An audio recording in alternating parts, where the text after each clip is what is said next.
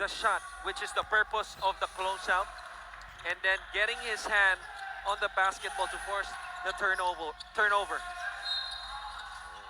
It bumps into Ludovice. Yeah. And what should do about nothing there. Kwentuhan na sila. Oh, kwentuhan lang. 52-45. So first team foul on San Juan. Davao already with 2 quick fouls here in the fourth.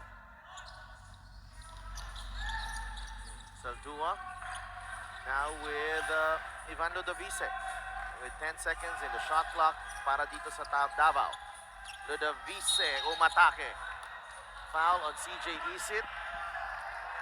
Oh, how Ivan would have loved to to complete that play, no? For the 3-point play against Isit. CJ Isit fouls out of the Fouls ballgame. out. Wow. So that's 2 quick ones. After forcing Mocon into an offensive foul to start the fourth, he picks up 2 quick ones, and that's it for him. Hitting the 3 as well earlier. Yung free throw na to, atid sa inyo ng Chooks to Go. 100% zero antibiotics yan na nag-iisang manok ni Pacman. Boss Ronald Mascareñas and Boss Melmac. Boss, maraming salamat sa inyong suporta dito. As always. Ludovice. 2 for 2 at the line. 54-45. Under 9 minutes remaining. In game 3. Orlan Wamar in the ball game. Larry Rodriguez para sa San Juan. Inabangga si Saldua. Rodriguez. Kapos and Saldua. Great defense and was able to collect the rebound as well. Mamadali. They go to Robles inside off the feed for Calo. Billy Ray Robles makes it an 11-point lead for Davao. A good patience, though, by Eman Calo. Robles wasn't sure for the Youp, gathered and finished. Nasa baba pa rin, down on the floor. Right. Medyo wrestling na nga eh. Ayon, Custodio. Right. Ang daming kumahawak sa kanilang mga mukha pero walang tinawag. Possession lang. And Wilson.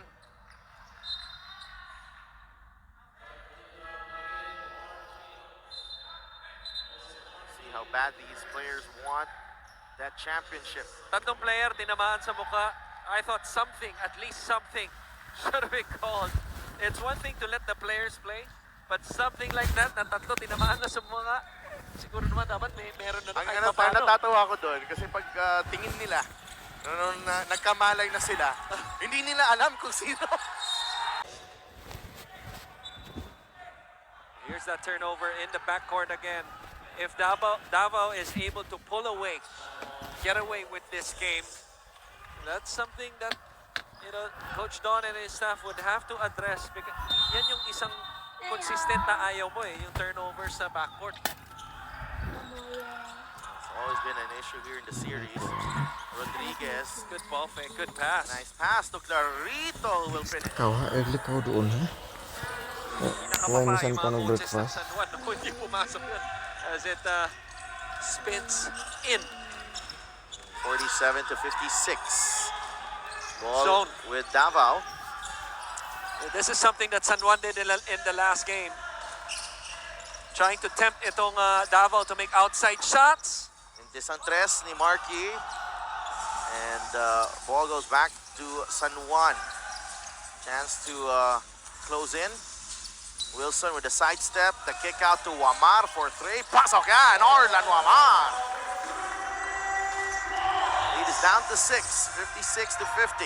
They get the stop and they execute well with that open look off the drive by John Wilson. And 7 points para kay Orlan Wamar. As MPBL would like to thank the Subic Bay Metropolitan Authority. I love fantastic Subic Bay. Bonbon gives it up to Robles. 7 seconds in the shot clock. Ludovice is open for 3. In and out. Rebound goes to Orlan Wamar. Here's Wamar to an open John Wilson. Bang! That's a beautiful cross-court in stride by Orlan Wamar. When you're a point guard, it's so important to keep your head up and more importantly, find the best player. Talk about returning the favor. After Wilson to Wamar, they get the stop. It's Wamar to Wilson. San Juan.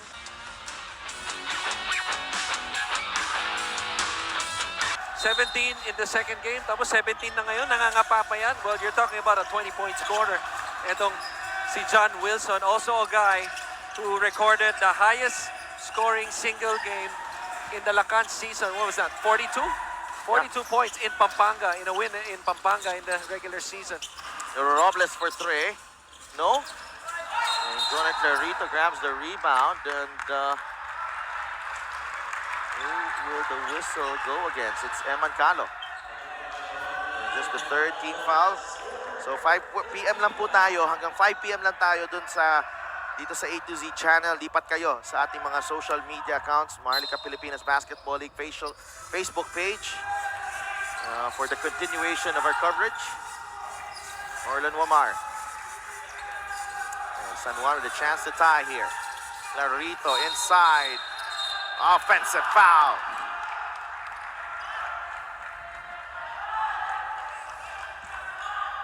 That's a big play to stop yung momentum nitong San Juan, for them to get the ball back and make this a 2-possession ball game. That's the fourth foul on Joner Clarito. So big development as well, as Clarito is one of the more reliable players para dito kay Coach Randy Alcantara. 2-2-1. Oh, poor pass. Wilson is blocked by Billy Robles. Like to thank Chicks to Go, ang nag-iisang manok ng bayan, garantisadong zero antibiotics. You're trying to get the ball in the middle anytime there's a press break, but obviously on just the first pass, kaka-inbound lang ng bola, usually hindi mo pa makikita yan eh. Usually nakikita mo na yan sa second or maybe the third swing. Clarito pinahinga muna. Balik si Larry Rodriguez. Pinasok na rin Joseph Terzo. Wilson nakawala. Drops it off to Good Larry. pass. Wamar is free for three. That is short. That's a foul on Eman Calo as he tried to prevent Larry Rodriguez to get a shot off. How about the pass by Larry Rodriguez? I don't know how he was able to squeeze a pass in. Not only yung angulo, pati yung lakas para umabot yung bola. Rebound. Yeah, Larry Rodriguez is our rebounder ng bayan. Brought to you by Chooks to Go. Eman Calo has fouled out of this ball game. Pangalawa na yan para sa Davao.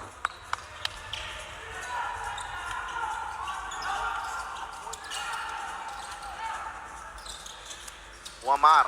Nandun si Marquis. Binigay kay Tahonera. Top of the key. Shot clock. Winding down. Wilson to Wamar. Naubos ang oras dito para sa San Juan. With 5:39 remaining, Davao able to get the stop. And here comes this full court press again. Galing sa San Juan Knights. 1-2-1-1 naman ngayon. Nelson to Mocon. Oh no, they get it into the corner. Mocon nowhere to go. Yep. Stepped on the line. Yep. It's not only important off a and this has been a major problem, not minor, a major problem ng Davao in this series. So, not only beating the press, kundi kung saan nila tinatanggap yung bola. The turnovers is an issue, pero kung saan din that leads to the turnovers, they have to find a way to solve that moving forward. Rodriguez against Saldua. Larry. Oh, great defense by Saldua. Taking that ball away from Larry Rodriguez. He's been great defensively, holding his ground against his kuya. Itong kay Larry Rodriguez. Good pass. Saldua inside. Good pass. Goes to Terzo for three. Big shot. Joseph Terzo. Back to a 6-point lead for Davao. What a recognition by Chester Saldua. Using his pivot to create an angle. Nakita niya pa yung pagbaba ni Terzo. Sa likod niya, open shot, big shot for Terzo. John Wilson misses a layup.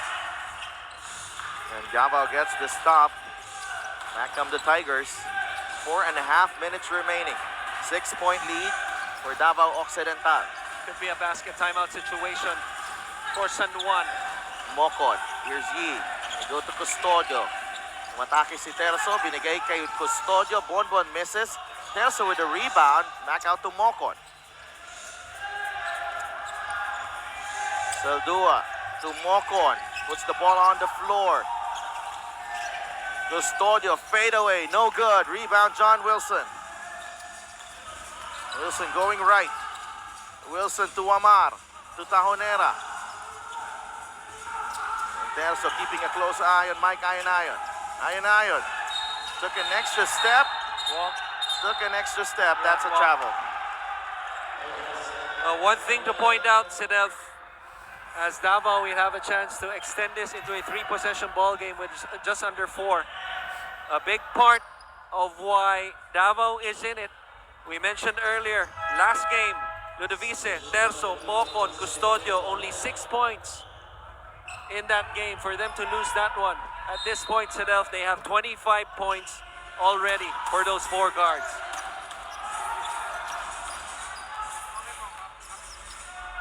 59-53. 3:40 remaining. Terzo, bounce pass to Yi.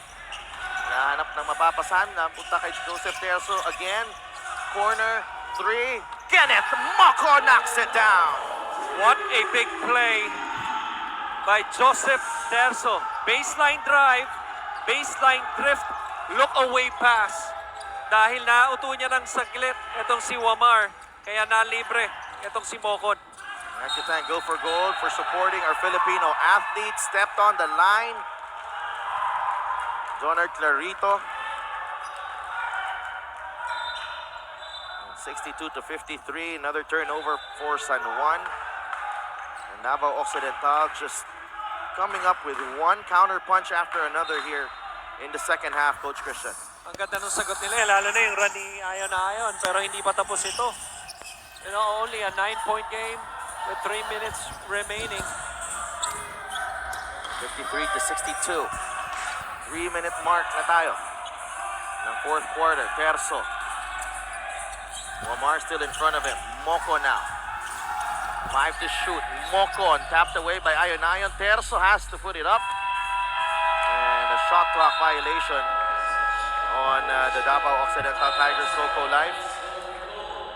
And a timeout whistle there. Hinihingi ni Coach Randy Alcantara. His team down by 9 here in Game 3.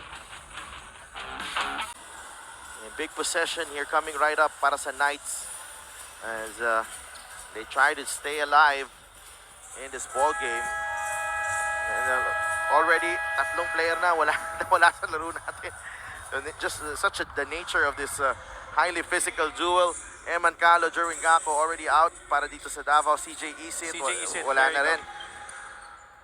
And last round of greetings here. Woody Ko, nanonood. Boss Rayla Chica also watching. Thank you so much sa IATF, Sir Vince Dizon, Secretary Francisco Duque, our SBMA Chairman Wilma Esma, our Regional IATF Chairman Shelby Ruiz, and Teresa Escolano as well, as Jonard Clarito draws the foul. That's a beautiful design play because you would think that they would go to John Wilson or Mike Ayonayon off a timeout, but they used John Wilson instead, and that's the 4th foul already for Chester Saldua.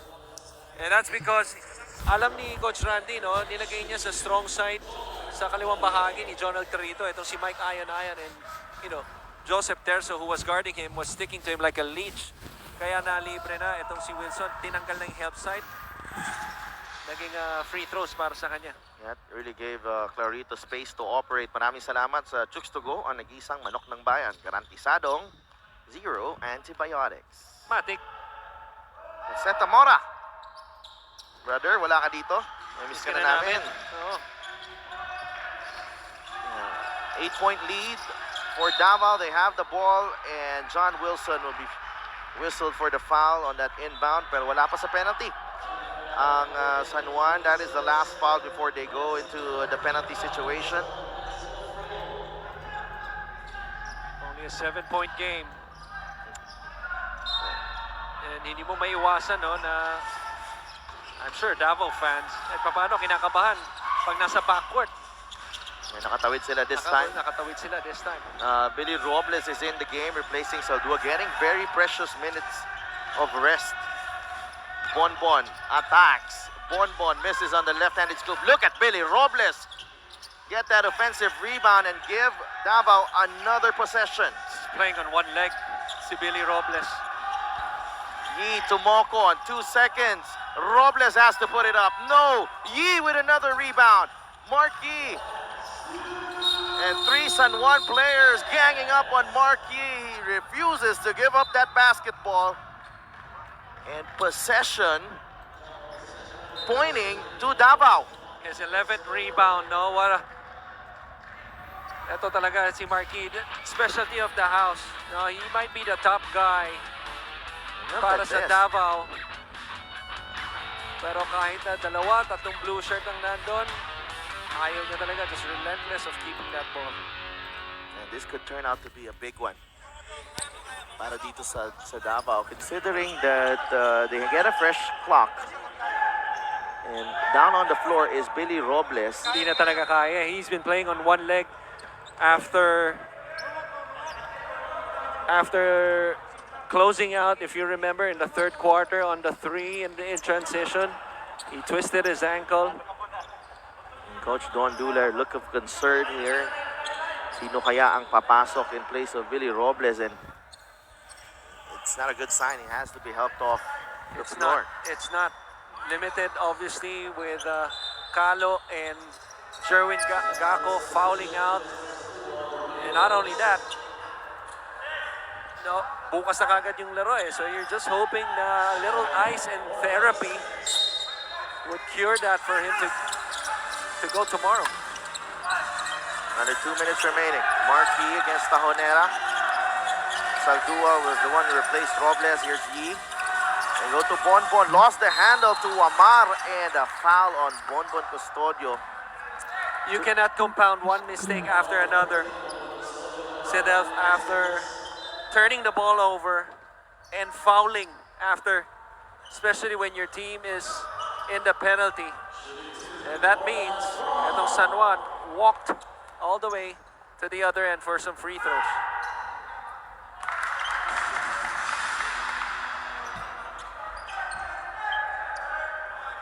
And Billy Robles on your screens there. Coach Nash Rochella, nanonood natin, as Muammar misses the second. Still a 6-point lead. Here's Bonbon Custodio. Bonbon lost the handle, able to recover, and he puts it in. Critical basket para kay Bonbon Custodio with 10 points. And I'd like to thank Go for Gold for supporting our Filipino athletes, and he's been a difference here, Coach Christian. Ayon squeezing through traffic, and He's just trying to squeeze out whatever's left in the tank. Itong si Mike Ayon. At that time with the drive, able to stop the clock and get to the line. look at Billy. This is the play earlier. The presence of mind. Exactly. Still sticking with the basketball kahit na nawala ng saglit. And Ayon misses the first free throw.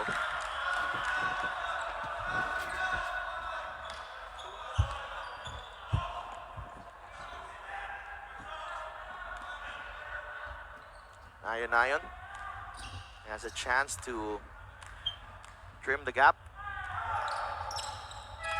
Makes the second.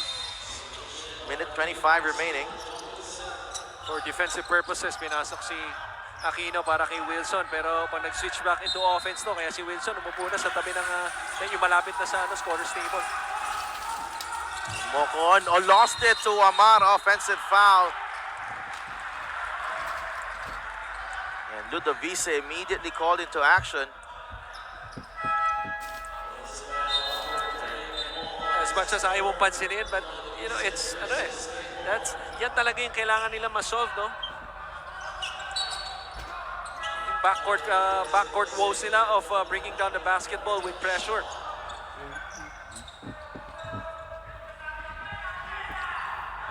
That is the 21st turnover by Davao in this game. John Wilson. And foul whistled on Davao here. Si Marky ang mapipituhan na ang foul. And nasa penalty na. Marky is also out. Yep. Fifth foul on Marky. Yeah, nabanggit na natin kanina yan. He had those two quick ones late in the second quarter and picked up two.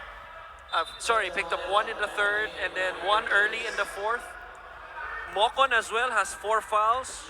So kung sakaling Robles is down, so you're talking about 5 players. Kung sakali, no, if Mocon joins them. No, but San Juan has been unable to capitalize sa mga mintis sa mga fouls dito, no. A miss earlier from Ayonayon. This time, John Wilson, unang free throw. The second one goes in. 6-point lead, minute and 17. Bola ng Davao, they are on top. 64-58. The Davise. Oh, he's in the corner once again. Trap. Terzo able to save it, pero naagaw ng San Juan. Wamar. Umatake. Wamar goes to Tahonera. Almost a turnover for San Juan. But here come the Knights. Double high. Hinahanap si John Wilson. Wilson for 3. Short. That's a tough shot. That's a tough shot. They're gonna review this. We didn't see that much. Medyo malayo sa atin, no?